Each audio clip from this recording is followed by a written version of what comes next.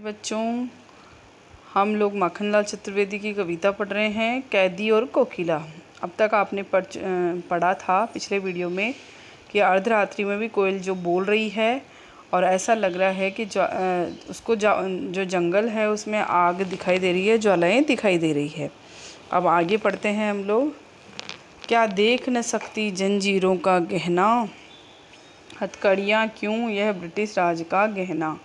कोल्लू का चर्रक चूँ जीवन की तान, गिट्टी पर अंगुलियों ने लिखे गान। मुँह मोट खींचता लगा पेट पर जुआ, खाली करता हूँ ब्रिटिश अकड़ का कुआं। दिन में करुणा क्यों जगे रुलाने वाली, इसलिए रात में गजब ढा रही आली। यहाँ पर कवि उसके माध्यम से कह रहे हैं, कोकिला को बता रहे हैं कोयल के माध्यम से, क्या देख न सकती जंजीरों का गहना, कि तुम क्या नहीं देख सकती हो क्या मैंने कितनी जंजीरों का गहना पहन रखा है, यानी मैंने जंजीरें धारण कर रखी है। हथकड़ियाँ क्यों, ये ब्रिटिश राज का गहना, कि ये मेरी हथकड़ियाँ नहीं है, ये ब्रिटिश राज ने दिया हुआ गहना है, ब्रिटिश राज द्वारा पहनाया हुआ मुझे गहना है। कोल्लू का चर्रक चू जीवन की तान, गिट्टी पर अंगुलियों ने लिखे गान। कि कोल्लू का बेल, कि मैं जो जेल में यात्राएं दी जाती है उसके लिए कह रहे हैं कि कोल्लू के बेल के स्थान पे हमें बांध दिया जाता है और हमसे पिसवाया जाता है कि हम तो उसमें भी जीवन की तान का अनुभव करते हैं। गिट्टी पर अंगुलियों ने लिखे, और हथौड़े से छोटे बड़े बड़े पत्थरों को तोड़कर छोटी छोटी गिट्टी बनवाई जाती है, उसमें भी हम लोग तो गीत या गान लिखते हैं। हूँ मोट खींचता लगा पेट पर जुआ, खाली करता हूँ ब्रिटिश अकड़ का कुआं। और अब वो जुए को अपने पेट पर बांधकर, ठीक है ना, मोटी रस्सी की जैसे जुए को अपने पेट पर बांधकर, और ब्रिटिश अकड़ का यानी ब्रिटिश लोगों द्वारा दी गई इतनी यातनाएं सहन करके उनकी अकड़ को कम कर रहे हैं, यानी उसको भी खाली करते रहते हैं। यानी चड़स के स्थान पे हमें बांधा जाता है और हम खींचते हैं और उस कुएं को खाली कर रहे हैं। दिन में करुणा क्यों जगे रुलाने वाली, इसलिए रात में गजब ढा रही आली। कि हे आली, हे सखी, कि तुम दिन में, क्योंकि रुलाने वाली इस करुणा को तुम दिन में नहीं बताती हो, क्योंकि दिन में हमारे पास भी समय नहीं है और तुम भी अपने काम में व्यस्त रहती हो। जब हम शाम को फ्री हैं, इसलिए तुम रात में ऐसी करुणा हमें, ऐसी रुलाने वाली करुणा की आवाज़ में तुम क्रंदन कर रही हो, इसीलिए रात में गजब ढा रही आली। कि हे सखी, इसलिए तुम रात को गजब ढा रही हो। इस शांत समय में अंधकार को बेद रो रही क्यों हो, कोकिल बोलो तो। कि अब जो रात का समय है तो बिल्कुल नीरवता वाला समय है, चारों तरफ शांति शांति हो गई है।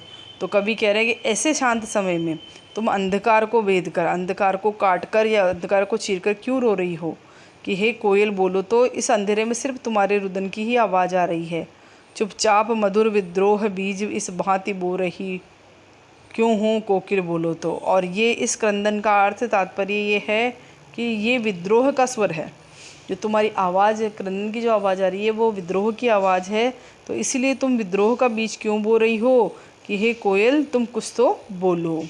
काली तू रजनी भी काली, शासन की करनी भी काली। काली लहर कल्पना काली, मेरी काल कोठरी काली।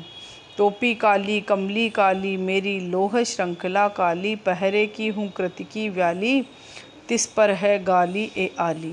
कि काली तू है रजनी भी काली, कि हे कोयल तुम भी काली हो और रजनी यानी रात्रि भी काली है। शासन की करनी भी काली, और ये शासन जो हमारे ऊपर अत्याचार कर रहा है वह भी उसकी काली की है, वह भी उसका कालापन वाला काम ही है। काली लहर कल्पना काली, और ऐसे समय में जो लहरें या जो भी सोच विचार आते हैं वो भी नकारात्मक ही आते हैं, यानी कल्पना भी काली है और यहाँ पर लहरें भी काली है। मेरी काल कोठरी काली, कि मैं जिस कोठरी में रह रहा हूँ वो भी काल कोठरी भी कैसी है, काली ही है। टोपी काली कमली काली, मेरी लोह श्रृंखला काली, और हमें काली टोपी ही पहना रखी है और जो कंबल ओढ़ने के लिए दिया गया है वह भी कैसा है, काला है। मेरी लोह श्रृंखला काली, और मेरे की जो लोहे की श्रृंखला या लोहे की जो कड़ियाँ हैं, कि जिस हथकड़ियाँ जो मैंने पहन रखी है वो भी कैसी है, वो भी काली ही है। पहरे की हूँ कृति की व्याली, तिस पर है गाली ए आली। और यहाँ पर जो पहरेदार, हुंकार बढ़ते हुए पहरेदार जो दे रहे हैं वो भी गालियाँ निकालते हुए सब सांप के जैसे ही काले काले दिखाई दे रहे हैं और उस पर वो तेज़ तेज़ गालियाँ और निकालते रहते हैं। तो ऐसा यहाँ की यातना भरा जीवन है।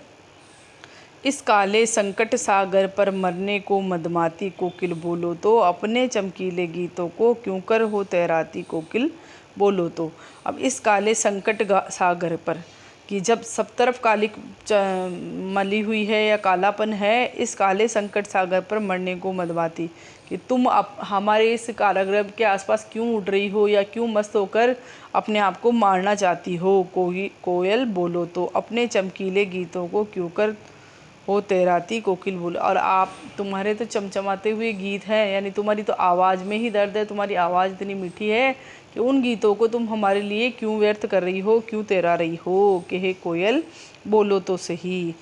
तुझे मिली हरियाली डाली, मुझे नसीब कोठरी काली, तेरा नभ भर में संचार, मेरा 10 फुट का संसार, तेरे गीत कहावे वाह, रोना भी है मुझे गुनाह, देख विषमता तेरी मेरी, बजा रही तिस पर रणभेरी। कि तुझे मिली हरियाली डाली कि हे कोयल तुम तो स्वतंत्र हो, तुम जाकर हरी भरी डाली पर कहीं भी बैठ सकती हो, कहीं भी कूद सकती हो, और मेरे नसीब में क्या है, ये काली कोठरी है। तेरा नभ भर में संचार, और तुम पूरे आसमान में कहीं भी जाकर उड़ सकती हो, कहीं भी तुम घूम फिर सकती हो, और मेरा क्या है, मेरा ये काली कोठरी कैसी है, 10 फुट की है, तो मेरा 10 फुट का ये संचार है। तेरे गीत कहावे, अगर तुम गीत गाती हो तो उस पर वाह वाह होती है, कोयल की आवाज़ के लिए बहुत मधुर आवाज़ ऐसा कहा जाता है। और मैं तो अगर रोता भी हूँ तो मुझे गुनहगार माना जाता है, यानी उसके लिए भी मुझे डांट दिया जाता है। देख विषमता तेरी मेरी, बजा रही तिस पर रणभेरी। कि तेरी और मेरे हमारे दोनों के इसमें जीवन में कितनी विषमता है कि ये बात ही मेरी रणभेरी का काम कर रही है, यानी मेरे अंदर बहुत ज़्यादा आक्रोश भर रही है। इस बात से मेरे अंदर बहुत अधिक आक्रोश आ रहा है, हे कोयल बोलो तो। इस हूँ कृति पर अपनी कृति से कहो क्या कर दूँ कोकिल बोलो तो, मोहन के व्रत पर प्राणों का आसव किसमें भर दूँ कोकिल बोलो तो। इस हूँ कृति पर यानी इस तुम्हारी इस हुंकार पर अपनी कृति से और कहो क्या कर दूं, कि मेरी कार्य से या मेरे काम से तुम्हारी इस हुंकार पर, तुम्हारी आवाज़ पर मैं और क्या करूं तुम्हारे लिए, तुम मुझे बता दो कोकिल बोलो तो। मोहन के व्रत पर, मोहन यानी यहाँ पर आया है मोहनदास करमचंद गांधी, यानी उन्होंने जो स्वतंत्रता का व्रत लिया है, गांधी जी ने जो स्वतंत्रता का व्रत लिया है, प्राणों का आसव किसमें भर दूँ, कि मैं अपने प्राणों का आसव यानी शराब या मदिरा को, मेरे प्राण रूपी मदिरा को उनके लिए सारा उंडेल दूँ, हे कोकिल बोलो तो, यानी स्वतंत्रता की वेदी पर मैं न्योछावर अपने आप को कर दूँ कि हे कोयल तुम बोलो तो सही। ये इस पाठ का अर्थ हो चुका है, जो आपको भी अपनी कॉपी में करना है। अब आगे इसके शब्दार्थ हम लोग देख लेते हैं। इसके शब्दार्थ में है बटमार, रास्ते में यात्रियों को लूट लेने वाला यानी लुटेरा एक तरह से। हिमकर, चंद्रमा, दावानल, जंगल की आग, मोट, पुर, चरसा, चमड़े का ढोल जिससे कुएं आदि में से पानी निकाला जाता है। जुआ, बैलों के कंधे पर रखे जाने वाली जो लकड़ी होती है जुआ, उसके लिए कह रहे हैं कि कोल्हू के बैल में जुआ से ही काम किया जाता है, तो उस जुआ को जेलों में उनके ऊपर रखा जाता था। हुंकृति यानी हुंकार, व्याली यानी शर्पिणी, मोहन यानी मोहनदास करमचंद गांधी अर्थात महात्मा गांधी के बारे में आया है। तो अब आप पाठ का अर्थ करना है, साथ में आपको इसके शब्दार्थ भी करने हैं। धन्यवाद बच्चों।